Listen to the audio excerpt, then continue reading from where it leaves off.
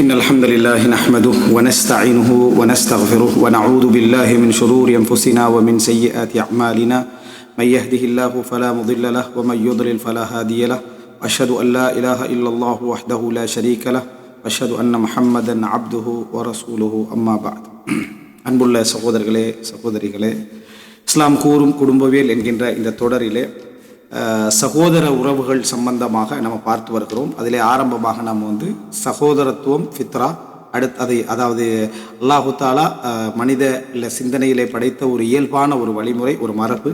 அடுத்ததாக மூத்த சகோதரன் என்பவர் குடும்பத்தில் ஒரு அச்சாணி. அந்த தாய்க்கும் தந்தைக்கும் அவ தாய் என்ற முதல் இடத்தை அடைகிறதே அந்த மூத்த சகோதரனால தான். அந்த பின்னால் எத்தனை பிள்ளைகள் வந்தாலும் அதுக்கு முன்னாலே உம்மா தாய் ஆகிட்டா. அதுக்கு பின்னால் அவங்க பிள்ளைகள் பிறந்ததோ இல்லையோ, இவர் தாய் என்ற அந்தஸ்தை என்ன செஞ்சிடறார், அடைந்து விடுகிறார். இவர் தந்தை என்ன அந்தஸ்தை என்ன செஞ்சிடறார், அடைஞ்சிடறார். அதனால அந்த மூத்த பிள்ளைக்கு அவருடைய பிறப்பின் காரணமாக, அந்த ஃபித்ரத்தின் காரணமாக இஸ்லாம் பெரிய ஒரு கண்ணியம் என்ன செஞ்சு கொடுத்திருக்குது. அவர் அதனுடைய தகுதிகளை எப்போ முழுசா உள்வாங்கிக் கொள்றாருன்னா, ஒரு மூத்த சகோதரன் தந்தையுடைய ஸ்தானத்திலிருந்து செயல்படுவாராக இருந்தால் இந்த தகுதியும் அவர் என்ன செய்யறார், பெற்றுக் கொள்கிறார். அது இல்லாது விட்டாலும் கூட கண்ணியம் கௌரவம் கொடுக்க வேண்டிய கடமை எமக்கு என்ன செய்து இருக்கிறன்றதை நம்ம பார்த்தோம். அதுல அந்த மூத்த சகோதரர்கள் அப்படின்ற பகுதியில் நான் சில உதாரணங்கள் சொல்லிட்டு வர டைமில் நம்ம மூசா அலைஹிஸ்ஸலாம் வரைக்குமான சில செய்திகளை நம்ம பார்த்தோம். அதில் என்ன நம்ம பார்த்தோம்னா, அந்த சகோதரத்துவம் என்பதனுடைய இயல்புடைய அந்த ஆர்வம், அந்த உணர்வு, ஒரு மூத்த சகோதரத்துவம் எப்படி இருக்கும். அதை ஒரு தம்பி ஆதரவுக்கு யாரை விரும்புவான். ஒரு தம்பியான ஒரு சகோதரத்தை கேட்டால், உனக்கு இந்த விஷயத்துல யார் வேணும் ஒரு ஆதரவுக்கு என்றா, அவன் அவசரமா அவட சிந்தனைக்கு தன் மூத்த அண்ணன் தான் என்ன செய்ய ஞாபகம் வரும். அதனாலதான் அடிக்கடி அவர்கிட்டயே உதவி கேட்கறதும், அவர்கிட்டயே ஆலோசனை கேட்கறதும், அவர்கிட்டயே அட்வைஸ் கேட்கறதும் வரும். அந்த பிறகு திருமணம் முடிச்சிருக்கக்கூடிய சகோதரிகள் இருக்கிறாங்களே, சகோதரர்களை முடிச்சிருப்பாங்களே, அவங்க என்ன பார்ப்பாங்கடா, மூத்த சகோதரை சார்ந்தே இவர்கள் எல்லாம் என்ன செய்யறாங்க இருக்கிறாங்க. எல்லாத்தையும் நீங்க நானாட்ட கேட்டுதான் செய்வீங்களா, எல்லாத்தையும் அவட்ட கேட்டுதான் நீங்க செய்யணுமா என்றது அவங்க எப்படி பார்க்க கூடாண்டா, அதிகார என்னது, அதாவது செல்வாக்கு, அதிகார பரவலாக்கம்னு சொல்லுவாங்களே, அதிகார மேலாண்மைன்னு பார்க்க கூடாது. அதுல இருக்கிறதுல என்னன்னா, அவர்கள் சகோதரத்துவ இடத்துல தந்தையுடைய அந்த பொறுப்பு போல அந்த அளவுக்கு இல்லாட்டி அந்த அளவுக்குள்ள பார்வை பார்த்ததுதான் எல்லா விஷயங்களையும் அவர் ஆதரவாக இருந்திருப்பாரு. வளர்ப்புக்கு, அவர்களுடைய தர்பியாவுக்கு எல்லாம் காரணமாக இருந்திருப்பாரு, முன்மாதிரியா இருந்திருப்பாரு. இவைகள் காரணமாக என்ன செய்யலாம் இருக்கலாம். இவருடைய அஹ்லாக் அவங்கள செல்வாக்கு செலுத்தும், இவருடைய நன்மை அவங்கள செல்வாக்கு செலுத்தும், இவருடைய கெடுதி அவர்கள் என்ன செய்யும், செல்வாக்கு செலுத்தி இருக்கும் என்பதுதான் நம்ம இதுல தெரிஞ்சு கொள்ள வேண்டிய ஒரு விஷயம். இதுல இது மாறுவது இருக்குது. இதுல ஒரு மூத்த சகோதரர்கள் சில நேரத்துல என்ன நடந்துருமெண்டா, ஒரு சின்ன சகோதரருக்கு பெரிய ஒரு பொருளாதாரம் வளர்ந்து, அவருக்கு அறிவு ரீதியாக வளர்ந்து, அல்லது அந்தஸ்துல, அல்லது திருமண ரீதியான ஒரு பெரிய ஒரு உறவுமுறை வளர்ந்துடும். இவருக்கு சரியான ஒரு வாழ்க்கை முறை என்ன செஞ்சிருக்காது, அமைஞ்சிருக்காது. இதால பொறாமைப்படக்கூடியவங்க என்ன செய்யறாங்க, மூத்த சகோதரர் நல்லா இருந்திருப்பாரு, இவருக்கு இந்த மனசுல சில கேள்விகள் இப்படி இருந்திருக்கும். என்னோட நம்ம தம்பி மட்டும் என்ன செஞ்சிட்டாரு, முன்னேறிட்டாரு, நம்ம தம்பி எல்லாம் நல்லா வளர்ந்துட்டாங்களே, நான் இப்படி ஒரு கஷ்டத்துல இருக்கிறேன், நான் சரியான இதுல இல்லையே, நான் வளர்த்த பிள்ளைகள் தானே அப்படின்னு ஒரு சிந்தனை இவருக்கு என்ன செய்யலாம், வரலாம். உள்ளத்துக்குள்ள ஓடிட்டீங்க. இதை யார்கிட்டயாவது சொன்னா அடுத்த சகோதரன் என்ன செய்யணும், அடுத்த ஒரு மனிதர் என்ன செய்யணும்டா, உங்களோட சொந்த சகோதரன் இப்படி யோசிக்காதீங்க, இது மிக கெடுதி. அல்லாஹ் உங்களுக்கு அவங்கள துணையாக்குவ ஒரு நாள், நீங்க அதை பத்தியே கவலைப்படாதீங்கன்னு அந்த ஃபித்ரத்துக்கு ஒத்த இடம் தான் கொடுக்கணும். ஆனா சில நேரங்களில் சில மனைமார்கள் என்ன சாப்பிட்டுறாங்கடா, நீங்க உங்களோட புள்ளெல்லாம் பார்த்தீங்க, நீங்க படுற கவலை நியாயம்தான், நீங்க இப்படி படுற வேதனை நியாயம் தான், அவங்க யாருமே உங்களை என்ன செய்யறாங்க இல்லை, இப்போ கவனம் எடுக்கிறாங்க இல்லை, ஒரு வாப்பா போல நீங்க இருந்தும் கூட கவனம் எடுக்கிறாங்க இல்லை, நீங்க அதை பத்தி யோசிங்க, என்னாலும் தம்பி தானேன்னு சின்னதாக ஒரு டெவலப் பண்ணிடு. அவங்க வேணுமென்று கூட சில வேலை செய்யாம இருந்திக்கலாம். அண்ணனுக்கு அப்படி லைட்டா ஃபர்ஸ்ட் ஸ்டெப் இப்ளீஸ் விளங்காத ஒரு, அது மைக்ரோஸ்கோப்ல பார்த்தா தான் விளங்குற மாதிரி ஒரு டொட்டை போட்டுரும், விளங்கிட்டா அவனுக்கு அது விளங்காது. ஃபர்ஸ்ட் சரி விட்டு, ஏதோ நம்மளோட மனைவி நம்மளுக்காக கவலைப்படுறா அப்படின்னு சொல்லி. இரண்டாவது, மூணாவது, அப்படியே கிருமி பெருசாகி விளங்கிட்டா மைக்ரோஸ்கோப்பே தேவையில்லைட்ட அளவுல அதை செஞ்சிரு வளர்ந்து போயிடும். வளர்ந்து போனா இவர் வைஃப் என்ன நினைப்பாருண்டா, மனைவி என்ன நினைப்பா, நான் உங்களோட சகோதரனுக்கு எதிராக நான் ஒன்னும் சொல்லலை, உண்மையா அவன் சொல்லலதான், அவங்களுக்கு அந்த நினைவுல இருக்கல, வழிகாட்டல் தெரியாது, எப்படி பேசணும்னு தெரியாது, சின்ன சின்ன பகமை உணர்வை அவங்க வெளிப்படுத்துறாங்க, அவ்வளவுதான். இவர் என்ன நினைச்சிடறாருன்னு சொன்னா, என்ன மனைவி வானான்னு தானே சொன்னா, என்ன மனைவி வானா எப்படி சொல்லிப்பானா, முன்னுரையிலையும் முடிவுரையிலையும் சொல்லிப்பா, இடையில பெக்கிங் எல்லாம் என்ன செஞ்சிருக்கா, இப்படிதான் இருந்திருக்கும். அது தெரியாத அமைப்புல இவங்க என்ன செஞ்சிருப்பாங்கன்னா, அப்படியே இவருக்கு உள்வாங்கி என்ன மனைவி அப்பவே சொன்னா, உங்களை பத்தி எல்லாம் அவருக்கு தெரியும், இருந்தாலும் பொறுமையாரிங்கன்னு அவ சொன்னா, இன்றைக்கு தான் எனக்கு இது தெரியுது, இனி உங்களுக்கு எனக்கு இடையில எந்த விதமான உறவும் இல்லை. அது எப்படி உறவு இல்லாம போகும், அவட உறவு தான் இல்லாம போயிடும். டைவோர்ஸ் ஆயினா 3 மாசத்துல முடிஞ்சு இன்னொரு ஆளை முடிச்சுட்டு போவாரு, உங்களை மாத்தி இல்லாம இல்லாமலாக்க முடியாது. ஆனா இந்த இடத்துக்கு வந்துருவாங்க. இது மிக மோசமான ஒரு நிலை. இதுக்கு யாரெல்லாம் துணையாகவும் காரணமாக இருந்தார்களோ அவர்களும் பெரும் பாவிகள். இரத்த உறவுகளை சேர்ந்து நடத்தல் அப்படி என்ற நன்மை அடுத்த இரத்த உறவுகளை சேர்ந்து நடக்க உதவி செய்வதிலும் இருக்கு. மனைவியிட இரத்த உறவுகள் சேர்ந்து நடப்பதற்கு நீங்க துணையா இருந்தீங்கன்னா உங்களுக்கு அதுல பெரிய நன்மை இருக்கு. அதே போல உங்களோட இரத்த உறவுகள் சேர்ந்து நடப்பதற்காக அவர்கள் பொறுமையா இருந்தாங்கன்னா அவங்களுக்கு நன்மை என்ன செய்யுது இருக்குது. இது தெரியாம, அதாவது இங்க நான் சொல்ற இந்த கிராஜுவலான மாற்றம் தானே சில பொழுது நல்லா புரிஞ்சுக்க. மனைவி கெடுத்துட்டான்னு சிலவங்க வார்த்தை சொல்றாங்க, அதுவும் பிழையான. அதாவது கெடுக்கக்கூடியவங்க இருக்கிறாங்க, அந்த பட்டியல் குறவு. அதாவது கெடுத்தல் அல்ல, அவங்களுக்கே தெரியாம உள்ளத்தில் இருந்த நோய் வெறும் காய்ச்சல் நினைச்சிருப்பாங்க, ஏதோ கண்ணு செவக்கு நினைச்சிருப்பாங்க. பார்த்தா அது கொரோனா கடைசியா போறதா இருக்கும். சரியா? அந்த மாதிரியான நோய் முறைகள் அவங்களுக்கே தெரியாம வளரும். நான் 7 நாளா காய்ச்சல் தான் நினைச்சேன், ஆனா பார்த்தா அது சிம்டம்ஸா தான் இருந்திருக்குது. ஆள் என்ன போகக்கூடிய நோய் ஆயிருக்கு. இதுதான் சைத்தானுடைய வேலை. சைத்தான் ஒரு நல்ல ஒருவனுக்கு ஒரு நோயை கொண்டு வரணுமாக இருந்தால் அதுக்கு விளங்காதவன் பிமா தஹ்தகிரூன மின் அமாலிக்கும், நீங்க அற்பம் என்று கருதக்கூடியதிலிருந்து தான் சைத்தான் ஆரம்பிப்பான். சொல்ல அது நீங்க அற்பம் என்று கருதக்கூடியதிலிருந்து சைத்தான் ஆரம்பிப்பான். சிறுக்கு வைக்கணும்னா சிறுக்கு வைங்கன்னு சொல்ல மாட்டான். ஃபர்ஸ்ட்டுக்கு ஒரு பெண்ணை விரும்ப வைப்பான், அவரோட நேசம் வைப்பா, அவளுக்கு இதாம முடிக்கலுமான்னு கேட்க வைப்பா, விளங்கிட்டா? அதுக்கப்புறம் இந்த சரி அப்படி லைட்டா அப்படி சரி முடிச்சிரும், ஏதோ நிர்பந்தம் முடிச்சிரும்னு வந்துருவா. அப்படியே பேத்துட்டு என்னது அடுத்த ஆலயத்துக்கு வணங்க பேத்துருவா. நான் அல்லாஹ் தான் வணங்குறேன், நீயத்து நல்லா இருக்கேன்னு சொல்லி என்ன போயிடுவா. அதுக்கு போல பார்த்தா என்ன இது நல்லா தானே இருக்கு, எல்லாமே ஒரு கடவுளுடைய பல வடிவங்கள் தான் போய் சேர்ந்துருவான். அப்ப ஆரம்பிச்ச இடம் அதுதான். அதனாலதான் இப்ராஹிம் அலைஹிஸ்ஸலாம் தன்னை மகனுக்கு என்ன துஆ கேட்கிறார், வஜ்னுபனி வபனி அன் அபுதல் அஸ்னாம், என்னையும் என் பிள்ளைகளையும் சிலை வணங்குவதை விட்டு காப்பாத்து. இப்ராஹிம் அலைஹிஸ்ஸலாம் ஏகத்துவத்துடைய முன்மாதிரி, இஸ்மாயில் அலைஹிஸ்ஸலாம் ஏகத்துவத்துடைய முன்மாதிரி, ஷிர்க் வரக்கூடாதுன்னு நினைச்சாங்க, துஆ கேட்டதை பார்க்கிறோம். அப்ப இந்த வகையில இந்த உறவுகள் என்ன செய்யும், கலையும். கெட்ட மனைவியாக இருந்து கெட்ட கணவனாக இருந்து குடும்பத்துடைய உறவுகளை கலைத்தல் வேறு. நல்லவர்களாக இருந்து கொண்டு அவங்களுக்கே தெரியாம இவர் வேதனை சொல்லுவார். இவர் வேதனையை சொல்ல சொல்ல சொல்ல மூத்த சகோதரன் என்ன செஞ்சு மாறிடுவாருண்டா, சில நேரங்கள் இப்படி நடந்துடும். நீங்க தானே இந்த குடும்பத்தை இவ்வளவு காலமா பாத்துறீங்க, 30-40 வருஷமா பாக்குறீங்க, எல்லாம் செய்றீங்க. வாப்பா இருக்கிற காலத்திலே நீங்க வாப்பா மரணிச்ச பிறகும் நீங்க தான் முழுமையா எல்லாம் செஞ்சு வச்சுக்கிறீங்க. நீங்களும் இப்ப என்ன செய்றீங்க, ஒரு கூலி வீட்டுல இருந்துட்டு இருக்கிறீங்க. அந்த வீட்டை கேளுங்களேன், இந்த மெயினான புள்ள தம்பிமாரெல்லாம் கட்டி தானே இருக்கிறாங்க. தம்பிமாரெல்லாம் வீடு கட்டி நல்லா செட்டில் ஆகிக்கிறாங்க. தங்கச்சி மார்கள் எல்லாம் வீடு கட்டி செட்டில் ஆகிக்கிறாங்க. இந்த வீடு சும்மா தான் இருக்குது. கேட்டா உங்களோட சகோதரர்கள் தரத்தானே போறாங்க. அவங்க இன்னும் வானாண்டா சொல்ல போறாங்க, இதுல விட்டு அவன் இருக்கக்கூடிய சிச்சுவேஷன் சரி வர. அது ஒரு 3.5 மோலா சொல்லுவார், 2வது முறை 3வது முறை 4ஆம் முறை இவர் முன் வச்சுப்பார். அந்த முன் வச்சா சகோதரர்களுக்கு ஒரு இதா இருக்கும், நான் இப்படி நீங்க எடுக்கக்கூடாது, இப்படி செய்யக்கூடாது என்றெல்லாம் வரும். வந்தா இவருக்கு டக்குன்னு அடுத்தது பகமை வந்துடும் அவசரம். இவ்வளவு சொல்லிச்சு ஒரு ஊட்ட தாராங்க இல்லையே, ஒரு ஊடை விடவா நான் இதாகிட்டேன்னு சொல்லி வீட்டுக்கு வருவார்.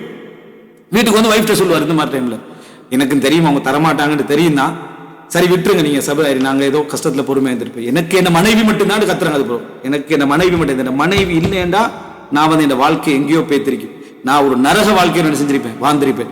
அந்த அவள் தான் என்னை கொஞ்சம் கொஞ்சமா என் வாழ்க்கையில ஒவ்வொரு விஷயத்திலையும் நீங்க உங்களுக்கு ஊடு வேணும், உங்களுக்கு அது வேணும், இது வேணும் என்றெல்லாம் என்னை ஞாபகப்படுத்தி கொஞ்சம் கொஞ்சமா என்ன செஞ்சிடறா குணந்துறான். சில பொழுது இந்த கொள்கைக்கு எதிராக ஆரம்ப 10 வருஷத்துல எந்திரிப்பாரு, கடைசி 10 வருஷத்துக்கு இவர் சரணடைஞ்சிடுறாரு. ஏன்னா அவ்வளவு அடிச்சு 20 வருஷம் 30 வருஷம் ஆகுள்ள இவர் சரணடைஞ்சிக்கிறார். சலனம் இறுதியில் சரணம். சரியா? அந்த லெவலுக்கு என்ன செஞ்சிரு போய் சேர்ந்திக்கிறத பாக்குறோம். இதுதான் நடக்குது. இந்த கொஞ்சம் கொஞ்சமா அரிச்சு போறது. இது ஏன் நடக்கும் தெரியுமா? குர்ஆன் ஹதீஸ்ல அடிப்படைகளும் இந்த தர்பியாக்களும் ஆழமா பதியாட்டி இது நடக்கும். ஆல்ரெடி இந்த விளக்கங்கள் என்ன நிறைய நடக்கும். அதனாலதான் சொல்றாங்க, மல்லம் யாரிஃபில் ஜாஹிலியா லம் யாரிஃபில் இஸ்லாம். ஜாஹிலியத்தை தெரியாதவருக்கு இஸ்லாம் தெரியாம போயிடும். ஜாஹிலியத்தை தெரியாதவருக்கு இஸ்லாம் தெரியாத போயிடும். கான الناس يسالون رسول الله صلى الله عليه وسلم عن الخير وكنت اساله عن الشر مخافه ان يدركني. ரசூலுல்லாஹ்ட்ட எல்லா மனிதர்களும் எல்லா தோழர்களும் நல்லதை பத்தி கேட்பாங்க, நான் கெட்டதை பற்றி கேட்பேன், என்னை அதை அடைந்து விடாமல் இருப்பதற்காக. ஹுதைஃபா ரலியல்லாஹு அன்ஹு சொல்றாங்க, புகாரில வரக்கூடிய செய்தி. இது மிக முக்கியமான ஒரு அம்சம். இந்த மாதிரியான மாற்றங்கள் நிறைய பேருக்கு கண்டு சில நேரத்தில் சில கடைசி சகோதரர் யோசிக்க வாய்ப்பு இருக்கு. அதாவது பிரதான வீடா அவர் எடுத்து பேத்துருவாரு. அதாவது அந்த பெரிய வீடு இருக்குதே, அந்த பெரிய வீடு மூத்த சகோதரனுக்கு கிடைச்சிரு. இந்த வீடு நமக்கு கிடைக்குமே தான் நான் செலவழிச்சு பண்ண எல்லாம் இருக்கு. அவ்வளவு பெரிய ஊடாய்க்கும் சொத்தாய்க்கும் சுகமாய்க்கும் கடையெல்லாம் ஒரு 20 வருஷம் 25 வருஷம் செலவழிச்சு செட்டோட அவருக்கு போய் சேர்ந்து எல்லாரும் சேர்ந்து நாங்கள் சகோதரர் கஷ்டப்பட்டாருக்காக நாங்கள் கொடுத்தோண்டு. இவங்கெல்லாம் எங்க பாத்தீங்கன்னா ஒரு சாதாரண ஒரு கூலி வீட்டுல அங்கங்க இருந்துட்டீங்கிறாங்க. நானா கஷ்டப்பட்டாருன்னு என்னது அதை கொடுத்துருவாங்க. நானா அதை என்னது எங்க பிள்ளை தம்பிமாரெல்லாம் என்ன செஞ்சாங்க, இதை விரும்பி தந்தாங்க அப்படி என்று அவர் ஏத்துக்கொள்றாங்க. விரும்பி தாரது நிர்பந்தம் ஆயிட்டு, விரும்பித்தான் தந்திருப்பாங்க, ஆனா விரும்பி தார நிர்பந்தம் ஆகிட்டு. ஒரு சகோதரன் யோசிக்கிறான், அவன் இந்த கஷ்டத்துல காணல, அண்ணன் கஷ்டத்துல காணல, என்ன யோசிக்கிறான்டா, இந்த ஊடு கிடைக்குமா தான் நான் மூத்தவனா பிறந்து கஷ்டப்பட்டு இதை எடுத்துருப்பேன். ஏன்டா 20 வருஷமா நான் உழைச்சி கஷ்டப்பட்டு இந்த ஊட எடுக்கத்தான். அந்த ஊட அவருக்கு ஃப்ரீயா செய்யுது கிடைக்கிற லெவலுக்கு வந்துருது. எல்லாரும் விரும்பியே கொடுத்தாலும் கூட மூத்த சகோதரருடைய பொறுப்பு என்றது இப்படியான அட்வைஸ்களால யாரும் சொல்லி எடுக்கக்கூடிய நிலைமைக்கு நம்ம என்ன செஞ்சிடக்கூடாது, வந்து விடக்கூடாது என்பதை புரிந்து கொள்ளணும். அதுக்கு ஒரு சிறப்பான உதாரணம் குர்ஆன்ல யாரு, யூசுப் அலைஹிஸ்ஸலாத்துடைய வாழ்க்கையில உதாரணம். ஏன் யூசுப் அலைஹிஸ்ஸலாம் சின்னவர், மூத்தவங்க அநியாயம் செய்யறாங்க.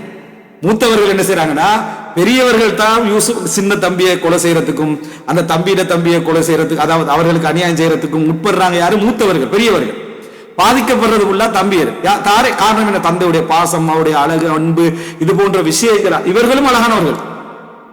ஆனால் தந்தை இவர்கள்ட்ட என்ன மிகவும் அதீத கவனம் செலுத்துவதன் காரணமாக மூத்தவர்களுக்கே பொறாம வருது. அப்படின்னா அஷஃபகத், அதாவது ஷஃபகத்தில் அவ்வளவு பாசமும் நேசமும் ஈர்ப்பும் இவர்களுக்கு உள்ளவர்களுக்கே என்ன செய்யுதுன்னு சொன்னா ஒரு பொறாமை என்ன செஞ்சிருது, அந்த இடத்துல வந்து விடுகிறது. அப்போ அவர்களை என்ன, அதாவது ஒரு கிணத்துல போட்டு விக்கிற அளவுக்கு என்ன செஞ்சது வந்தது, அவர்களை விக்கிற அளவுக்கு என்ன செஞ்சது வந்தது நம்ம பார்க்கிறோம். அப்போ யாருக்கு வித்தாங்க, கிணத்துல போட்டுட்டு யாராவது எடுக்கிறாங்களான்னு வெயிட் பண்றாங்க. யாராவது எடுக்கிறாங்களான்னு வெயிட் பண்ண பிறகு அவங்க வாளில் இருந்து எடுத்த உடனேயே என்னது, இவங்க தான் விற்றார்கள் சில அறிஞர்கள் தஃசீர் பண்றாங்க. எடுத்த பிறகு நம்ம தான் இவர் என்ன செஞ்சு எடுத்து ஷரஹு பி தமனின் பக்ஸின் தராஹிம மாதூதா வகானு ஃபிஹி மின ஸாஹிதி, அதுல ஜுஹுதோட இருந்தாங்க. இது அமௌண்ட்டை குறை எடுக்கிறதுல எப்படியா வித்துறணும், அமௌண்ட்டை குறை எடுத்துறணும், உலகப்பற்றின்மை சரியா, அதுல ஜாஹிதுகளாக இருந்தாலும் அல்லாஹ் தஆலா சொல்றான், அப்படி வித்து விட்டார்கள் சொல்றான். அப்போ மூத்தவர்களே ஒரு தம்பியை விற்று, மூத்தவர்களே அவர்களை என்ன கொலை பண்றதுக்கான ஐடியா பண்ணி தூரமாக்கி ஓனாய் கடிச்சிட்டு போட இருள்கள்ல போடுற அளவுக்கு இவர்கள் வந்தார்கள் என்றால் மூத்தவர்களுடைய அந்த என்ன அந்த பொறாமையும் அந்த வேகமும் எப்படி இருக்கும் இடத்தை என்ன செய்யும் பாருங்க. இது பெரிய ஒரு ஆதாரம் ஒரு மூத்த சகோதரனுடைய அநியாயத்துக்கு, ஒரு மூத்த சகோதரனுடைய அநியாயம், மூத்த சகோதரனுடைய உறவுக்கு ஒரு ஆதாரம் ஹாரூன் அலைஹிஸ்ஸலாம் மூசா அலைஹிஸ்ஸலாத்துடைய செய்தி இடத்தை நம்ம பார்க்கிறோம். ஆனா இந்த மாதிரி நேரத்திலையும் கூட, அதாவது எந்த அளவுக்கு ஒரு அறிஞர் சொல்றாரு, இதுக்கு தஃப்சீர் கீழே அஹ்யானன் சில பொழுதுகள் அல் அஹுல் அக்பர் மூத்த சகோதரன் யக்குலுல் மீராத் முழு சொத்தை என்ன செஞ்சிருவார், மீரா சொத்தை அவர் சாப்பிட்டுவார். வலா யபுகி வலா யூபகி லி அஹில் அஸ்கரி ஷையன், சிறிய சகோதரருக்கு எந்த ஒன்றையும் எஞ்ச வைக்க மாட்டார். அல்லாஹு சுப்ஹானஹு வ தஆலா யஸீது ஸகீர நஜாபத்தன். ஆனா அந்த வீட்டுல பிறந்த சிறிய சகோதரருக்கு அல்லாஹ் தஆலா புத்தி கூர்மையை கொடுத்துறான், வ தௌஃபீகன் தௌஃபீக் செஞ்சிரான், வ கினன் வசதியை கொடுத்துறான், வ யஃப்கருல் கபீரு இலா அய்யகிஃபல் கபீரு பிபாபிஸ் ஸகீர். சிறியவண்ட வீட்டு வாசல்ல மூத்தவர் நிற்கின்ற அளவிலான தேவை அல்லாஹ் தஆலா என்ன செஞ்சிடறான், இவருடைய அநியாயத்தின் காரணமாக கொடுத்து விடுகிறான். அந்த நேரத்துல எப்படி நடக்கும் தெரியுமா, அவர் கேட்கிறாங்களே இன்னக லஅன்த யூசுப், நீங்களா யூசுப். மூத்த சகோதரர்கள் அதாவது சிறியவண்ட வீட்டு வாசல்ல நிக்க வேண்டிய இடத்தை அல்லாஹ் தஆலா ஏற்படுத்துறார். மூத்தவர் நிக்கிறாரு, மூத்த சகோதரர்கள் அனைவரும் நிக்கிறாங்க, நீங்களா யூசுப், நான் தான் யூசுப், இது எனது சகோதரர் அப்படின்னு சொல்றாங்க. அப்ப இந்த இடத்துல நீங்க பாருங்க அல்லாஹ், அப்ப அவங்க என்ன பதில் சொல்றாங்கன்னா, அல்லாஹ் அல்லாஹ்வின் மீது ஆணையாக, லகத் ஆஸரக்கல்லாஹு அலைனா, அல்லாஹ் தஆலா எங்களை விட உங்களை தேர்ந்தெடுத்துட்டான், உயர்த்தி விட்டான். வ இன் குன்னா லகாத்திபீன், நாங்கள் பாவிகளாக இருந்து விட்டோம். ஆனா சிறியவர் மூத்தவர் மீது இயற்கையான இரக்கம் இருக்கும், இயல்பான இரக்கம் இருக்கும். அந்த ஃபித்ரத்தை யூசுப் அலைஹிஸ்ஸலாத்துடைய ஈமான் இன்னும் வளர்க்குது. அவர் சொல்றார் உடனே, லா தஸ்ரீப அலைக்குமுல் யௌம், எந்த குற்றமும் உங்கள் மீது இல்லை, எந்த குற்றம் பிடித்தலும் உங்கள் மீது இல்லை. யக்ஃபிருல்லாஹு லக்கும், அல்லாஹ் தஆலா உங்களை மன்னிப்பானாக. வஹுவ அர்ஹமுர் ராஹிமீன், அல்லாஹ் தஆலா கருணை காட்டுகின்றவர்கள் எல்லாம் மிகவும் கருணை காட்டுவார். இந்த வார்த்தை யார் சொன்னாரு, மூசா அலைஹிஸ்ஸலாம் சொன்னார். அந்த சகோதரனை சொல்ற சந்தர்ப்பத்துல வஹுவ அர்ஹமுர் ராஹிமீன், இந்த ரஹ்மத்தை சொல்லி என்ன செய்யறாங்க சொல்றாங்க. அஸ்மா சிஃபாத்துல இது ஒரு முக்கியமான பகுதி. நம்ம எந்த இடத்துல அல்லாஹ்வுடைய அஸ்மாக்களை யூஸ் பண்ணி என்ன செய்யறோம் இதை சொல்றது. அப்போ உடனே சொல்றாங்க, உங்களை அல்லாஹ் தஆலா தேர்ந்தெடு. நிச்சயமா பார்த்தா யாக்கூப் அலைஹிஸ்ஸலாத்துல மூத்த பிள்ளைக்கு இந்த அந்தஸ்து இருந்திருக்கும். இருந்தாலும் அவங்க செஞ்ச வேலைகளால இந்த நிலைமை என்ன செஞ்சது, அவருக்கு வந்து விட்டதை நம்ம என்ன செய்கிறோம் பார்க்கிறோம். இதை அந்த தஃசீருக்கு கீழே என்ன செய்யறாங்க, இது ஒரு குறிப்பாக சொல்வதை நம்ம பார்க்கிறோம். அதே நேரத்தில் யூசுப் அலைஹிஸ்ஸலாம் என்ன சொல்றாரு, அல்லாஹ்ட்ட துஆ சொல்றாரு.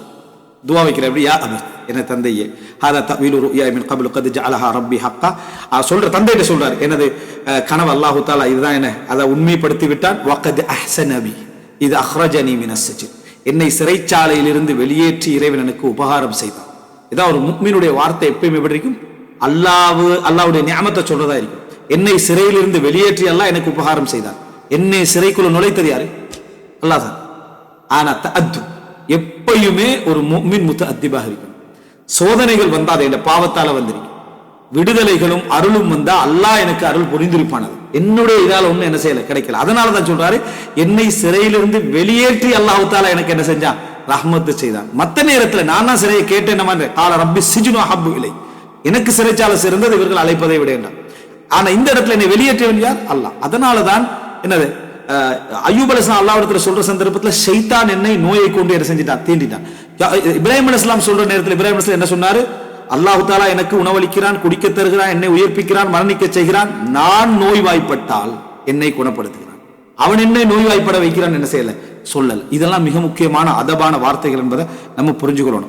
அப்ப இதுல வஜாஅ பிக்கும் மினல் பது, உங்களை பதுவில் இருந்து, அதாவது நாடோடியாக நீங்க வாழ்ந்து கொண்ட பிரதேசங்கள்ல இருந்து உங்களை இங்க கொண்டு வந்தான்.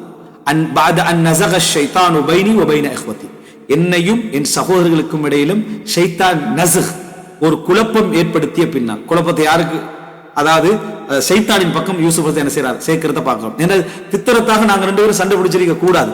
ஆனா ஷைத்தான் இந்த வேலையை பார்த்துட்டான். ஆனா எப்படிப்பட்ட பகைமைக்கு சொல்றாரு, 40-50 வருட பகைமையை பத்தி யூசுப் அலைஹிஸ்ஸலாம் முடிச்ச அந்த முடிப்பை பாருங்க. அந்த ஃபித்ராக்கு கொடுத்த கண்ணி அல்லாஹ், இந்த ஃபித்ரானா என்னது, அல்லாஹ் வச்ச அந்த ரஹம், அந்த உறவுக்கு யூசுப் அலைஹிஸ்ஸலாம் கொடுத்த கண்ணியம். இன்ன ரப்பி லத்தீஃபுன் லிமா யஷா, அல்லாஹ் தான் நாடியவற்றை நுட்பமாக செய்து முடிப்பதற்கு சக்தி உள்ளவன்.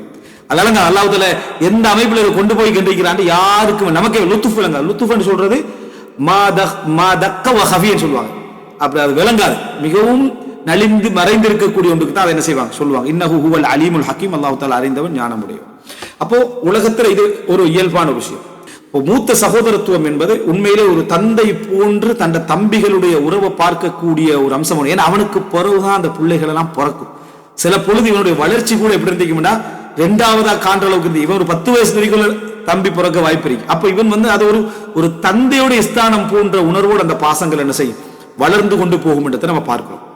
வரலாற்றுல நம்ம அப்படியான ஒரு சகோதரத்துவ உறவுல நம்ம பார்க்கக்கூடிய, அதாவது இந்த சம்பவங்களை நான் ஏன் சொல்றேன்னா, அந்த சம்பவங்கள்ல இருந்து அந்த உணர்வுகளை நம்ம அந்த இடத்துல ஒவ்வொரு விதமாக நம்ம என்ன செய்யலாம், புரிந்து கொள்ளலாம். ஏன்னா இந்த தலைப்புடைய நோக்கம் சட்டங்களை படிக்கிறதோட அந்த உறவுகளுடைய அந்த உணர்வுகளை நம்ம என்ன செய்யணும், சரியான முறையில புரிஞ்சு அதை ஒழுங்குபடுத்திக் கொள்றது. இந்த பகைமைகள் எல்லாம் அந்த பகுதியில தான் வருது. சட்டம் தெரிஞ்சிருந்தாலுமே உணர்வு ரீதியான அந்த ஓட்டைகளால தான் என்ன செய்யுது, சேர்றத பார்க்கிறோம். ஸைத் இப்னுல் கத்தாப் ரலியல்லாஹு அன்ஹு யாரு, உமர் ரலியல்லாஹு அன்ஹு அவருடைய சகோதரர். இந்த ஸைத் இப்னுல் கத்தாப் ரலியல்லாஹு அன்ஹு பத்தி வருகிறது எப்படி என்னன்னு சொன்னால், அவர் உமர் ரலியல்லாஹு அன்ஹுக்கு முன்னாலே இஸ்லாத்தை ஏற்றுக்கொண்டவர். உமர் ரலியல்லாஹு அன்ஹுக்கு முன்னாலே இஸ்லாத்தை ஏற்றுக்கொண்டவர். அதாவது உஹது யுத்தத்துல நேரத்தில் பாருங்க, அந்த உறவுடைய அந்த பலத்தை, உஹது யுத்தத்துடைய நேரத்தில் அந்த கவசம் உமர்லாம் சொல்றா, நீ போட்டுக்க அப்படின்னு. ஸைத் இப்னுல் கத்தாப் அப்படி சொல்றாங்க, நீங்க போட்டுக்குங்க அப்படின்னு. அந்த ஒரு சகோதரர்கள்ட்ட ஒரு அம்சம் ஒன்று இருக்கு. 2 விதமான சகோதரத்துவம் இருக்கு. பெரும்பாலும் உணர்வுகளை முன்னுக்கால அப்படியே புகழ்ந்து கொண்டு வழிந்து கொண்டிருக்கக்கூடிய அந்த தன்மைகள் சகோதரர்கிட்ட மிக குறைவா இருக்கு. ஆனா அந்த உணர்வு முழுமையாக மனசுக்குள்ள என்ன செய்யும், மலைகள் போல அந்த உணர்வுகள் இருக்கும். அந்தந்த சந்தர்ப்பத்துல தான் அது வெளிப்படும். அதாவது பாசம் நேசத்துக்களை வாயால என்ன செய்வாங்க, திருப்பி கொட்டி கொண்டிருக்க மாட்டாங்க. ஃப்ரெண்ட்ஸ்ட கூட அப்படி செய்யலாம். ஆனா சகோதரர்கள்ட்ட அப்படி கூட வெளிப்படாது, சும்மா கண்டுகொள்ளாம போற மாதிரியே தான் இருக்கும். ஆனா உணர்வு என்ன செய்யும், ஒரு நிரப்பமா இருக்கும். அதை காட்ட முடிந்த சில இடங்கள்ல அவசரமா காட்டுவான் சகோதரர். அது பரவாயில்ல, நீ வச்சு ஒரு சின்ன ஒரு வார்த்தை தான் அதுக்கு பின்கால இருக்கும், அதை நீ வச்சுக்க அப்படின்னு ஒரு வார்த்தை இருக்குமா.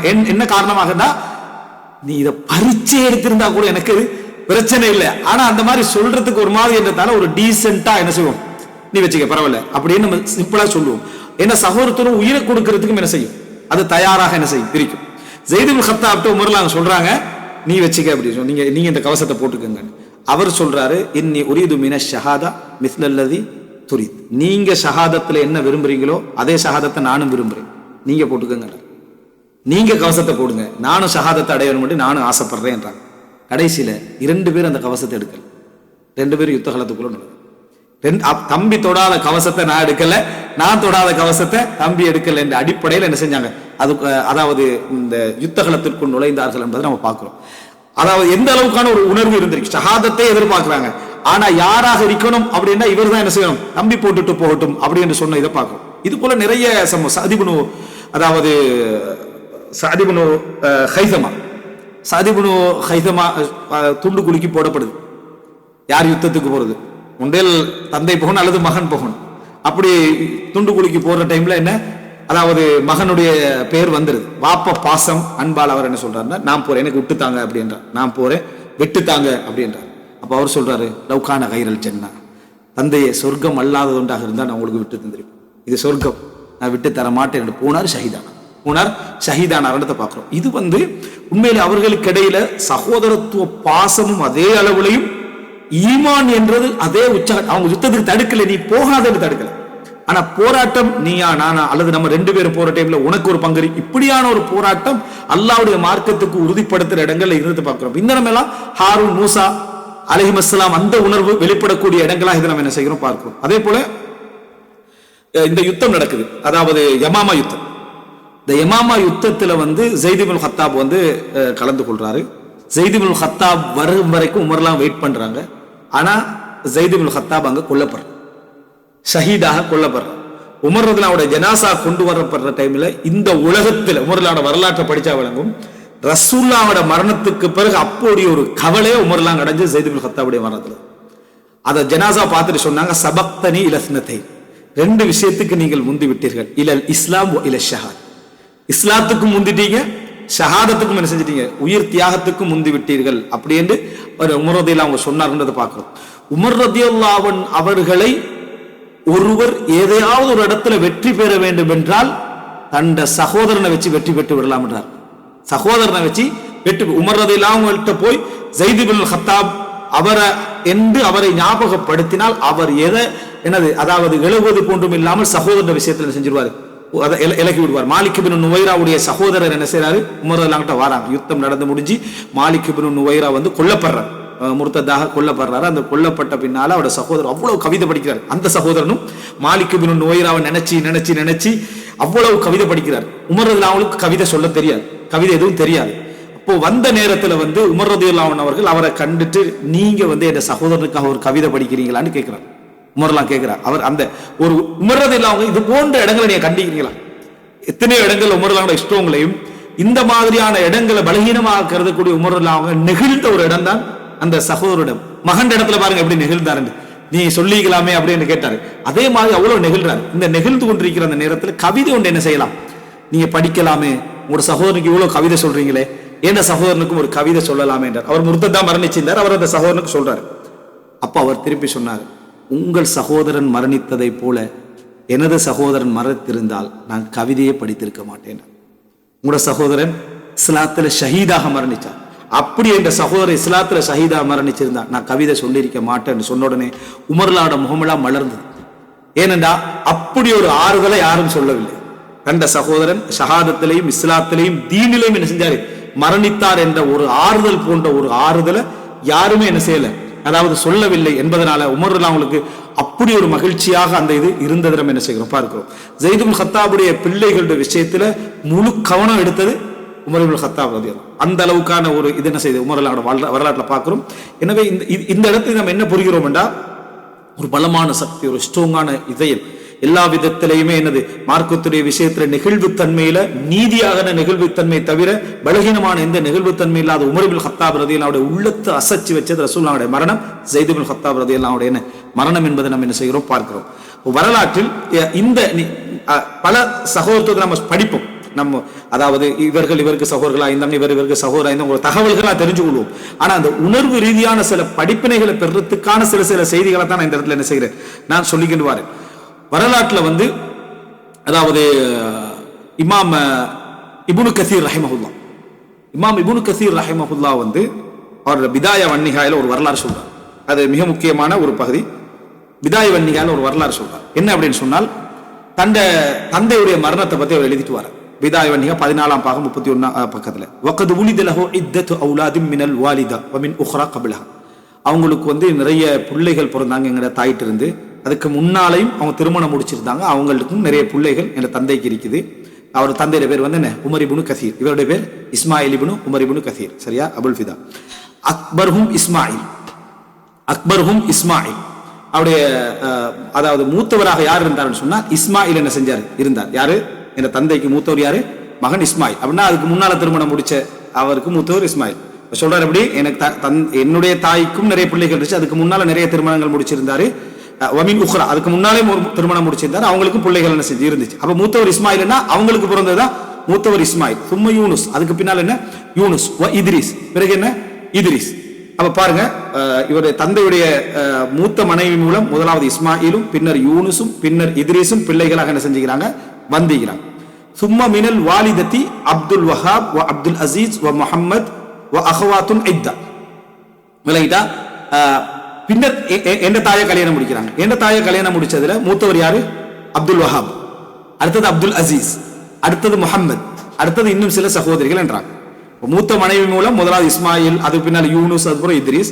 எந்த தாய் மூலம் மூத்தவர் யார் என்று சொன்னா அப்துல் வஹாப், அப்துல் அசீஸ், முகமது. அப்ப இவருக்கு அந்த தாய் வழி தந்தை வழி சகோதரர்களை மூத்தவர் வந்து அப்துல் வஹாப் என்றார்.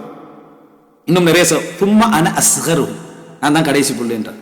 சும்மா அன அஸ்கரு, நான் தான் கடைசி பிள்ளை. வசும்மீது பிஸ்மில் அஹ் இஸ்மாயில், மூத்த மகன் இஸ்மாயிலுடைய பேரை தான் எனக்கு வச்சாங்க, நான் கடைசி மகன். மூத்த மகன் இஸ்மாயிலுடைய பேரை என்ன எனக்கு வைத்தார்கள், நான் கடைசி மகன். அப்படின்னா அவருடைய மூத்த மனைவி, முதல் மனைவியுடைய முதல் மகன் இஸ்மாயில். அப்ப அவருக்கு என் தந்தைக்கு முதல் மகன் இஸ்மாயில், அந்த பேரை தான் கடைசி நபர், கடைசி பிள்ளை எனக்கு வச்சாங்கன்றான். நீங்க யோசிச்சு பாருங்க, மூத்தவருக்கும் ஆக இளையவருக்கும் உள்ள உணர்வு ரீதியான அந்த ரிலேஷன்ஷிப்பை பாருங்க. எங்கே நீங்க இதை பார்க்கலாம், அதிகமான இடத்துல பார்க்கலாம். இடையில பல தளம்பல்கள் இருந்தாலும் மூத்தவர் ஒரு தந்தையுடைய முன்மாதிரி லெவலுக்கு பார்க்கறதுக்கான சந்தர்ப்பங்கள் அதிகமாக கிடைக்கிறது கடைசி தம்பி. கடைசி தம்பிக்கு என்ன செய்ய கிடைக்கும், ஏன்னா அவர் வளர்ந்து ஒரு இடத்துல இருப்பார். அந்த டைம்ல தான் இவருடைய வளர்ச்சி நடந்து கொண்டிருக்கும். முன்மாதிரிக்கு அவர் ரெடி ஆயிப்பார். இரண்டாம் நபருக்கும் மூணாம் நபருக்கும் நாலாம் நபருக்கும் அந்த சந்தர்ப்பங்கள் இருக்கும். இந்த அளவுக்கான பார்க்கறதுக்கான ஒரு குறைபாடு இருக்கு. அவரும் குறைபாடுகளை சரி செஞ்சு பயணம் செஞ்சுக்கிட்டு இருப்பார். இது ஒரு முக்கியமான ஒரு இடைவெளி. அதனால இப்ப பாருங்க, சும்மிது பிஸ்மில் அஹ் இஸ்மாயில், நான் மூத்தவருடைய பேர் இஸ்மாயில் எனக்கு வைக்கப்பட்டுச்சு. ஏன் தெரியுமா, கான கதிம திமிஷ்க், அவர் டெமஸ்கஸுக்கு வந்திருந்தார். ஃபஷ்தகல பிஹா பஅதன் ஹஃபிதல் குர்ஆன அலா வாலிதி, வாப்பாட்ட குர்ஆனை ஓதி மனனமிட்டார். இந்த வாப்பாட்ட தான் படிச்சார். வாப்பா ஹத்தீப், ஒரு வாப்பா வந்து ஹத்தீப், நல்ல பேச்சாளர், நல்ல எழுத்தாளர். அவர்கிட்ட குர்ஆனை மனனமிட்டார் இஸ்மாயில். அதே போல நஹ்வுடைய முன்னுரைகள் என்ன செஞ்சாரு, வாசிச்சாரு.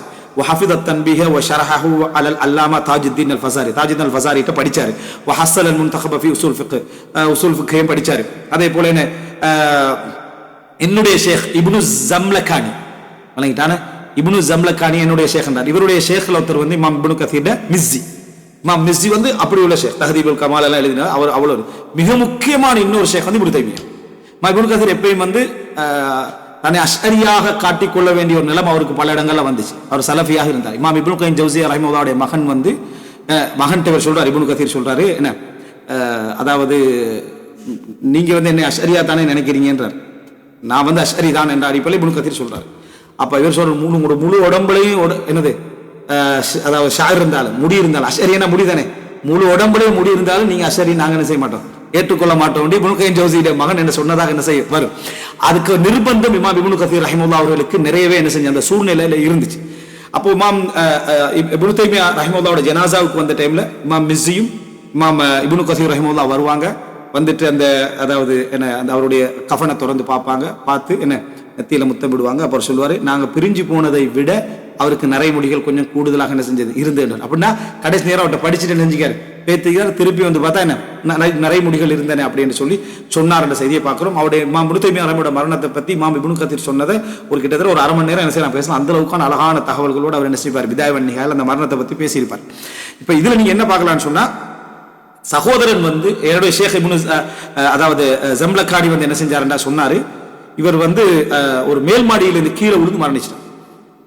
ஃபமக்கத ஐயா சகோதரன் இஸ்மாயில் மேல் மாடியிலிருந்து கீழே விழுந்து கொஞ்ச நாள் அப்படியே சுகீனமாயிருந்து என்ன செஞ்சிட்டார், மரணித்து விட்டார். ஃபவஜதல் வாலிது அலைஹி வஜ்தன் கஸீரன் வரஸாஹு பிஅபியாத்தின் கஸீர். இந்த தந்தை அவ்வளவு கவலைப்பட்டார், அவ்வளவு வேதனைப்பட்டார். நிறைய கவிதைகள் அவருக்காக என்ன செஞ்சார், மூத்த மகனுடைய மரணத்தில் நிறைய கவிதைகள் எழுதினார். நிறைய அறிஞர்கள்ட்ட புத்தகம் இருக்கு, பிள்ளைகளுடைய இழப்பு சம்பந்தமாக ஆறுதலுக்கு எழுதிய புத்தகங்கள். அந்த புத்தகங்களை நீங்க எடுத்து பார்த்தீங்கன்னா முன்னுரையில என்ன இருக்கும்னா அவரோட புள்ள மௌத்தாயினது ஒரு 10 புத்தகங்களுக்கு சொல்லலாம்.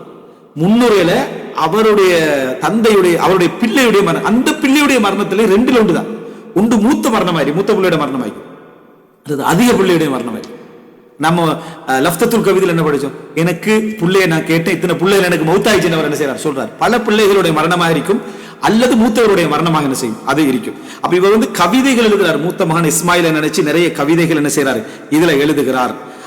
அந்த அளவுக்கு கவலைகள் என்ன செஞ்சார் பட்டார். ஃபலம்மா உலித்து, அப்ப அதுக்கு பின்னால பலர் பிறக்கிறாங்க. யூனுஸ், இத்ரீஸ், எத்தனை பேர் பிறந்திக்கிறாங்க. அவங்களுக்கு பேர்கள் வைக்காதவர்கள் அதுக்கு முந்தி பிறந்தவர்கள் அவங்க இருந்திருக்கலாமே. ஆனா நான் பிறந்த பொழுது என்ன செஞ்சாருண்டா, சம்மானி பிஸ்மி, அந்த உணர்வு தானே, அந்த பேரை எனக்கு என்ன செஞ்சாரு, வச்சார். இது முழுமையாகவே ஒரு மூத்தவருக்கும் கடைசிவருக்கும் உள்ள அந்த ரிலேஷன்ஷிப்போடு உள்ள பேச்சு. பேர் என்ன செஞ்சாரு, அவர் வைத்தார். அக்பரு அவுலாதிஹி இஸ்மாயில் வ ஆகிருஹும் வ அஸ்கருஹும் இஸ்மாயில். இப்னு கதீர் சொல்றார், அவருடைய மூத்தவரும் இஸ்மாயில், அவருடைய கடைசி நபரும் மிகச்சிறியவரும் இஸ்மாயில். அப்படி என்று இப்னு கதீர் ரஹிமஹுல்லாஹ் சொல்றாங்க. அப்ப சொல்றாரு, என் தந்தை மரணிச்சு இந்த மக்பரால அடக்கப்பட்டார் டெமஸ்கஸ்ல. வகுந்து இதாக சகீரன், பாப்பா மரணிச்ச நேரத்துல வந்து நான் மிச்சம் சிறியவராக இருந்தேன். இப்ன தலாதி சிரி, எனக்கு 3 வயசு, அவு நஹ்விஹா, அல்லது கிட்டத்தட்ட அந்த அளவுக்கு வயசு இருக்கும். லா உத்ரிகு இல்லா கல் ஹுல்ம், நடக்கிறதெல்லாம் எனக்கு கனவு மாதிரி தான் விளங்குமே தவிர வேற இப்ப எனக்கு இல்ல. இப்ப எனக்கு அதெல்லாம் கனவு போலதான் தெரியுமே தவிர வேற விளக்கமாக இல்ல. யாரு, மனன மலையான இமாம் இப்னு கதீர் சொல்றாரு, 3 வயசுல நடந்த அந்த நிகழ்வுகள் எனக்கு அந்த கனவுகள்ல நடந்து பாரு. நம்மள கொஞ்சம் பேர் வந்து 8 மாசத்துல வந்து உமா இப்படி செஞ்சான்னு சொல்ற மாதிரி சொல்லுவாங்க. அப்படி சொல்றதுல உதாரணத்துக்கு அந்த அளவு இருக்கு. கிட்டத்தட்ட 8 மாசத்துல இவருக்கு எல்லாம் ஞாபகம் இருக்கிற மாதிரி இருக்கு. உலகத்துல அப்படி ஞாபகம் இருக்கலாது, அந்த லெவலுக்கு கிட்ட கொண்டு போவாங்க. 2.5 வயசுல நடந்தது தெரியும், 3 வயசுல நடந்தது தெரியும், 4 வயசுல எனக்கு பள்ளிச்சென்று அது நடந்த சம்பவம் அப்படி கிளியரா விளங்குது, கண்ணாடியில பாக்குற மாதிரி விளங்குது. இப்னு கதீரை விட ஒரு பெரியவர். ஒரு சம்பவம் சொன்னா சில வேலை சான்ஸ், ஒரு சம்பவம் 2 சம்பவங்கள் ஞாபகம் மிக்க, ஒரு 6-7 வயசு கொஞ்சம் கொஞ்சம் ஞாபகம் இருக்கு, அது மறுக்கல. 3-3.5 வயசுல என்ன செய்வாங்கடா, இமாம் இப்னு கதீர் சொல்றார், லா உத்ரிகு இல்லா கல் ஹுல். இப்ப நினைச்சு பார்த்தா அந்த கனவுல நான் ஒன்று கண்டா எப்படி சில விளக்கங்கள் இருக்குமே, அது மாதிரி தான் எனக்கு விளங்குது. என்ன அதுக்கு பின்னால் இவர் என்ன சொல்றாரா, டெமஸ்கஸ்ல தந்தை மரணிச்சதோட அவர் அதுல சொல்லுவார், தந்தை வந்து எங்களுடைய வாழ்க்கையுடைய செலவுகளுக்காக சிட்டியில இருக்கிறத தான் விரும்புவார். இப்ப வருமானத்துக்காக சிட்டியில இருக்கிறத தான் விரும்புவார். தும்ம தஹவ்வல்னா மின் பஅதிஹி ஃபீ சனதி 77 இலா திமஷ்க். பிறகு நாங்க அங்க இருந்து டெமஸ்கஸுக்கு வந்துட்டோம் 707ல. இல்லைங்களா, 707ல நாங்க என்ன செஞ்சிட்டோம், அந்த இடத்துக்கு வந்துட்டோம். 707 கிட்டத்தட்ட ஒரு 7 வயசளவுல நம்ம வந்துட்டோம். எனவே சரியா பிறக்கிறார் வந்து 700ல, சரியா 707ல வந்துட்டோம். யாருடைய பொறுப்புலையும் யாருடைய தலைமையிலையும் வாரமண்டா, கமாலுத்தீன் அப்துல் வஹாப். கமாலுத்தீன் அப்துல் வஹாப் யாரு, இவங்களுடைய தாயிட மூத்தவர். இவங்களுடைய தாயிட மூத்தவர் அவர் தான் அப்துல் வஹாப். இவருக்கு மூத்தவர் யாரு, இப்ப இந்த அடிப்படையில பார்த்தா, தாய் தந்தையின் அடிப்படையில பார்த்தா மூத்தவர். இல்லையா இஸ்மாயில் அவர் மரணிச்சிட்டார். அவருடைய தோழமையோடு நம்ம இந்த தாயோட என்ன செஞ்சோம், நம்ம வந்தோம். வகத் கான லனா ஷகீகன் வபினா ரஃபீகன் ஷஃபூகன் அப்படின்ற அந்த அப்துல் வஹாப் எங்களுக்கு இரத்த, அதாவது ஒன்றாக பிறந்த ஒன்று விட்ட சகோதரராக இருந்தாரு. எங்களோடு அவ்வளவு கருணையாக இருந்தார், எங்களோடு அவ்வளவு கவனம் செலுத்தக்கூடியவராக இருந்தார். வகத் தஅخرت வஃபாத்து இலா சனதி 50. 750ல தான் அவர் என்ன செஞ்சார், அவருடைய வஃபாத்து பிந்திச்சு, கொஞ்சம் நீண்ட காலம் இருந்தார். 750ல மரணிச்சார். இவருக்கு 7, அவர் வந்து 750ல மரணிக்கிறார் என்றார். பெரிய வயசுக்கு எப்போ இருந்துச்சு. ஃபஷ்தகல்து அலா யதிஹி ஃபில் இல்ம், அவர்ட்ட நான் படிச்சேன். அப்துல் வஹாப் தான் என்ன செஞ்சேன், நான் படித்தேன். ஃபயஸ்ஸர் அல்லாஹு தஆலா மின்ஹு மா யஸ்ஸர், அவர்ட்ட இருந்து எனக்கு அல்லாஹு தஆலா எவ்வளவு கல்வியை என்ன செஞ்சான், இலகுபடுத்தினான். வஸஹல மின்ஹு மா தஅஸ்ஸர், இதெல்லாம் கஷ்டமாயிச்சோ அதெல்லாம் அவர் மூலம் எனக்கு என்ன செஞ்சது, லேசாகிச்சு. வல்லாஹு ஆலம், அல்லாஹ் மிக அறிந்தவர் என்றார். இது டோட்டலாகவே மூத்த சகோதரர்கள் 2 பேரை பத்தி பேசுறாரு. உண்டு இஸ்மாயில், அடுத்து அது வந்து அதாவது தந்தை வழி சகோதரர், இது வந்து தாய் தந்தை, சரியா, உடன் பிறந்த சகோதரனை பத்தி பேசுறார், சரியா. அடுத்தது தான் கடைசி சகோதரன் என்ன செய்யறார், பேசுறார். அந்த உணர்வுகள் எல்லாம் ஒரு தாங்கிய ஒரு பகுதி தான் இந்த பகுதி என்று நம்ம என்ன செய்கிறோம் பார்க்கும். இது போல அதாவது இன்னும் சில சகோதரத்துவம் இதுல வந்து படிப்போட சம்பந்தப்பட்டதுல நம்ம பார்க்கிறோம். இமாம் சித்திக் ஹசன் கான் அல் கன்னூஜி 246ல பிறந்தவர். இவருடைய அதாவது இவர் வந்து அதாவது இமாம் சித்திக் ஹசன் கான் அல் கன்னூஜி வந்து 13ஆம் நூற்றாண்டை சேர்ந்தவர், சரியா, 13ஆம் நூற்றாண்டை சேர்ந்து. இவருடைய சகோதரன் வந்து 1246 ஹிஜ்ரில பிறக்க, எல்லாம் அதாவது இந்த கிட்டத்தட்ட 200 வருஷங்களுக்கு முந்தைய காலப்பகுதி. கன்னூஜின்னு சொல்றது கன்னூசின்னு சொல்லுவாங்க. இந்தியாவுடைய வட பகுதியில் உள்ள பகுதி. இவர் அமீர், யாரு, சித்திக் ஹசன் கான் வந்து அமீர் புகாரி என்னவாங்க. சித்திக் ஹசன் கான் அல் புகாரி. சரியா, அந்த இதிலிருந்து வந்தவர் தான் அவர். இவருடைய சகோதரருடைய பேர் வந்து அஹ்மத் ஹசன். இவர் சித்திக் ஹசன், இவருடைய சகோதரர் பேர் வந்து அஹ்மத் ஹசன். அவர் சொல்றாரு, யார் சித்திக் ஹசன் கான் சொல்றாரு, இந்த சித்திக் ஹசன் கானுடைய அந்த சகோதரர் பத்தி இந்த வரலாறுல சொல்லப்படுது என்னன்னு சொன்னா, இவர் வந்து ஜமால் உலூம் வல் ஃபுனூன் அல் முத்தஃபர்ரிகா பின் பிலாதின் ஷத்தா, நிறைய கல்விகளை பல ஊர்களில் இருந்து திரட்டின ஒரு மனிதர் தான் சகோதரர் அஹ்மத் இப்னு ஹசன் அவர்கள்.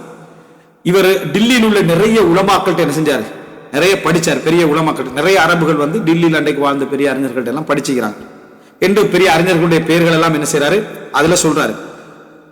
ஹரமுக்கு உம்ராவுக்காக அல்லது ஹஜ்ஜிக்காக அவர் என்ன செய்யறாரு, பயணிக்கிறாரு. அப்ப வழியில 1877 என்ன செய்தார், அவர் மரணித்தார்.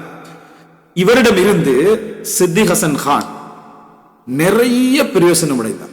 அந்த சகோதரர் இவரிடம் இருந்து, அதாவது மிகப்பெரிய பிரயோஜனங்களை, அஹ்மத் ஹசன் வந்து அவரிடம் இருந்து சித்திக் ஹசன் வந்து நிறைய பிரயோஜனங்களை அடைந்தார், படிச்சாரு. எந்த அளவுக்குண்டா, சலஃப பின்பற்றணும், அகீதால சரியா இருக்கணும், தக்லீதிலிருந்து நம்ம தூரமாகணும், அதில் படிச்ச யார்ட்டு இந்த அஹ்மத் ஹசன் இருந்தா என்ன செஞ்சாரு, சித்திக் ஹசன் கான் மிகவும் படிச்சார். ஃபஹுமா கானா மத்ரஸத்தஹுல் ஊலா. சரியா, நிறைய 2 பேரை சொல்லிட்டு அவர்கள் 2 பேரும் இவருடைய முதல் மദ്രസാவாக இருந்தார். அவர்கள் 2 பேர், இன்னொரு ஷேகை சொல்லி அவர்கள் 2 பேரும் என்ன முதல் மദ്രസാவாக இவருக்கு இருந்தார்கள். யாருக்கு, சித்திக் ஹசன் கான். ஒரு சகோதரனுடைய மின்னத், ஒரு சகோதரனுடைய அறிவு ரீதியான அருள் என்பது எவ்வளவு மிகப்பெரிய முக்கியமான ஒரு செய்தி என்பதை பார்க்கணும். இது போல செய்திகள் வந்து நிறைய இந்த விஷயத்துல சொல்லிட்டு போகலாம். நான் சில விஷயங்களை சொல்லல. உதாரணமா இமாம் இப்னு தைமியா ரஹிமஹுல்லா, இமாம் இப்னு தைமியா ரஹிமஹுல்லா 2 சகோதரர் வணங்கிட்டா, அந்த 2 சகோதரர்கள் தான் இமாம் இப்னு தைமியாவுக்கு செலவழிச்சது. வாழ்க்கை செலவெல்லாம் பொறுப்பு யாரு, இமாம் இப்னு தைமியாவோட 2 சகோதரர். இமாம் இப்னு தைமியாவோட வரலாற்றுல பார்க்கலாம். சிறைச்சாலையில ஜைனுத்தீனும் சேர்ந்து சிறைச்சாலையில என்ன செஞ்சாரு, இருந்தார். இமாம் இப்னு தைமியாவோட இருந்தார். அப்போ அவரும் சகோதரர்கள்லாம் சேர்ந்து கிட்டத்தட்ட 80 முறை குர்ஆன் ஓதி முடிக்கிறான். இதுல 81வது முறை ஆரம்பிக்கிற டைம்ல தான் இமாம் இப்னு தைமியா மரணிச்சார் சகோதரன் செய்றாரு சொல்றாரு. அப்ப சகோதரர்களுடைய முழு ஆதரவு யாருக்கு இருந்துச்சு, இமாம் இப்னு தைமியா ரஹிமஹுல்லாஹ் அவர்களுக்கு இருந்தது. முழு பொறுப்பும் அவர்கள். இவர் முழுமையாக கல்வியை என்ன செஞ்சார், கவனம் செலுத்தினார் என்பதை பார்க்கிறோம். இதெல்லாம் இப்படி அறிஞர்களாக இருந்தவர்கள் தான் நம்ம நிறைய எடுத்து போறோம்.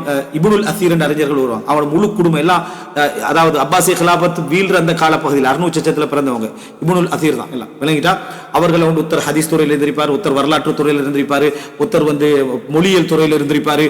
இப்படிப்பட்ட அறிஞர்களாக அவங்க என்ன செஞ்சாங்க, இருந்தாங்க. எடுத்துப்பாரு. அவர் சகோதரன் சொல்றாரு, இப்னுல் அசீர் ரஹிமஹுல்லாஹ் அவர்களுடைய ஒரு சகோதரன், என்னுடைய சகோதரன் வந்து ஒரு சகோதரன், அடுத்த மூத்த சகோதரனை பத்தி சொல்றாரு. அவருக்கு வந்து பெரலைஸ் ஆயிட்டு, கையில ஒரு பகுதி பெரலைஸ் ஆயிட்டு, கையும் காலும் பெரலைஸ் ஆயிட்டு, அல்லது கால் பகுதி பெரலைஸ் ஆயிட்டு. அப்போ வந்து ஒரு டாக்டரை நம்ம என்ன செய்ய எடுத்துட்டு வரோம். இவர் வந்து அரசர்கள், அரச சபையோடு நிறைய தொடர்பாக இருந்தார். அவங்க வந்து ஆலோசனை கேட்கறது அதுலயே நிறைய பிஸியாவும் என்ன செஞ்சார் இருந்தாரு. ஆனா மிகப்பெரிய அறிஞர். இவருக்கு மருத்துவம் செஞ்ச டைம்ல இவர் குணமடைஞ்சு வர ஆரம்பிச்சார். மருத்துவம் செஞ்ச டைம்ல கொஞ்சம் குணமடைஞ்சு வர ஆரம்பிச்சார். குணமடைஞ்சு வர ஆரம்பிச்சோடனே அத கைகள்லாம் கொஞ்சம் நீளமாக, காலெல்லாம் கொஞ்சம் இயங்க ஆரம்பிச்சிட்டு சகோதரனை கூப்பிட்டு சொல்றாரு, மூத்தவர், இவருக்கு கூலியை கொடுத்து அனுப்பிடுங்க, டாக்டருக்கு கூலியை கொடுத்து அனுப்பிடுங்க, வசரிஃபு சொல்றாரு. அதானே குணமாகிட்டு வருது, இன்னும் கொஞ்சம் ஓகே ஆயினா என்ன செய்யும், சரியாயிருமே, இந்த மருத்துவம் செய்யுது. இல்லை, நான் இப்போ வயசாகிட்டேன், கடைசி கால பகுதியில் இருக்கிறேன், அரச சபை விட்டு இந்த நோயின் காரணமாக இப்ப யாருமே என்ன செய்யறதில்லை, என்ன பார்க்க வாரதில்லை. இதான் முக்கியமான விஷயத்துக்கு தான் வரேன். நான் இந்த ஒரு நிலையிலேயே நான் இருக்கிறதுக்கு என்ன செய்றேன், ஆசைப்படுறேன். எனது மற்ற வேலைகளையும் செய்வதற்கு என்ன இண்டல் கலீல் மின துன்யா, துன்யால இன்னும் கொஞ்சம் தான் எனக்கு என்ன செய்யுது இருக்குது. அதனால எனக்கு இந்த நிலையை நான் திருப்தி அடைஞ்சு கொள்றேன், எனக்கு இது போதுமானது என்று சொல்லி அவர்களே என்ன செஞ்சாரு, திருப்பி அனுப்பினார். அந்த கால பகுதியில் தான் நிறைய நூல்களை எழுதினார். அந்த கால பகுதியில தான் அவ்வளவு நூல்களை எழுதினார். ஒரு நமக்கு வந்து இப்படி ஒரு ஷலல் ஏற்பட்டு விளங்கிட்டா, அதை வந்து மாறிக்கல தான் நம்ம ட்ரை பண்ணுவோம். ஆனா அவருடைய நிலைமை எப்படி இருந்துச்சுன்னா, நான் இப்போ ஒரு நல்ல முறையில் அரசு சபையோட தொடர்புலாம் எனக்கு குறைஞ்ச நாள் இபாதத்தோடையும் தீனோட இருக்க படிக்கிறதுக்கு ஒரு சந்தர்ப்பமா இருக்குது.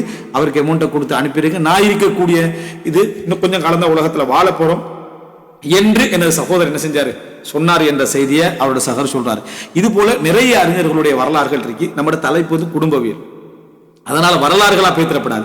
எதுல செய்திகள் இருக்குதோ அதை மட்டும் நான் இந்த இடத்துல என்ன செஞ்சேன், நான் எடுத்தேன். இருந்தாலும் நம்ம அடுத்தடுத்த பகுதிகளில் சகோதரர்கள சப்ஜெக்டுகள் போற டைம்ல இது மூத்த சகோதர சம்பந்தமே, அதனால தான் இந்த பகுதி எடுத்தேன். அதுல வந்து சகோதரர்களாக இருந்த சஹாபாக்களுடைய கொஞ்சம் தகவல்களை ஷோர்ட்டாக என்ன செய்வோம், இவங்கெல்லாம் சகோதரர்களாக இருந்தாங்கன்னு சொல்லி சாதாரண அந்த சில தகவல்களை நம்ம என்ன செய்வோம் தெரிந்து கொள்வோம். இன்ஷா அல்லாஹ் அடுத்த பகுதியில் வந்து இந்த அதாவது மூத்த சகோதரத்துவமும் தான் மற்றைய சகோதரத்துவம் விஷயத்திலும் வந்து எவ்வளவு விஷயங்கள் நம்ம கடைபிடிக்க வேண்டி, என்ன விஷயங்களை நம்ம உணர வேண்டி இருக்குது, என்ன விஷயங்கள் எல்லாம் நம்ம வழிகாட்ட வேண்டி இருக்குது, அப்படி என்ற பகுதியை நம்ம என்ன செய்யறோம் நம்ம பார்க்க இருக்கிறோம். இதுல வந்து நாங்க மிக முக்கியமாக ஒரு முக்கியமான அறிஞர், சவுதி அரேபியால வாழ்ந்த கர்ஆவி அப்படி என்ற ஒரு அறிஞர், சரியா, அவருடைய மகன் அப்துல் ரஹ்மான் அல் கர்ஆவி வாழ்ந்து கொண்டிருக்கிறாரு. அவர் மரணிச்சிட்டார். அவருடைய மகனாகிய அப்துல் ரஹ்மான் அல் கர்ஆவி ஒரு புத்தகம் எழுதுறார். ஏன்னா அவங்க எல்லாம் வந்து ஒரு பெரிய குடும்ப பின்னணியில் உள்ளவங்க, பெரும் சகோதரத்துவத்தோட வாழ்ந்தவங்க. என்னதெல்லாம் ஒரு குடும்ப ரீதியாக பெரும் குடும்பம் ஒன்று அனுபவப்படுமோ அந்த அனுபவங்கள் எல்லாம் அப்படியே தொகுத்து பைனி ஒபைன இஹ்வதி, எனக்கும் என் சகோதரர்களுக்கும் இடையில் என்று ஒரு நூல் எழுதுறார். ஒரு நூல் எழுதுறார். அந்த நூலை வசியத்தாக தொகுத்து சுருக்கமாக நான் இந்த இடத்துல என்ன செய்யறேன், என்னென்ன பகுதியில் அவர் சுட்டி காட்டுகிறார், எதெல்லாம் உணர வேண்டும் என்று சுட்டி காட்டுகிறார். இது எந்த அடிப்படையில் இருக்கும்னா, நாங்க ஏற்கனவே அந்த இரத்த உறவுகளுக்கு இடையில எப்படி இருந்திருக்கணும், இதற்கு ஒரு பட்டியல் சொல்லுவோமே, அந்த அடிப்படையிலான அந்த ஒரு உறவு முறை, அந்த உணர்வுகளை வழிகாட்டுகிறார். என்னென்ன விஷயம் நம்ம கடைபிடிக்கணும் வழிகாட்டுகிறார். அவைகள் எல்லாம் இந்த பகுதிக்குள்ள அடங்கும். இன்ஷா அல்லாஹ் ஒரு மூத்த சகோதரர்களுடைய விஷயத்துல இன்னும் சொல்ல வேண்டிய ஒரு சில பகுதிகள் என்ன செய்து இருக்குது, அதையும் என்ன நாங்கள் அந்த நேரத்தில் பார்த்து விட்டு இந்த பகுதிக்குள்ள என்ன செய்வோம் வருவோம். ஹதா மா இந்தி வல் இல்மு இந்தல்லாஹ் வ அகூலு கௌலி ஹதா வ அஸ்தக்ஃபிருல்லாஹ் லி வ லக்கும். வஸ்ஸலாமு அலைக்கும் வ ரஹ்மத்துல்லாஹி வ பரகாத்துஹு.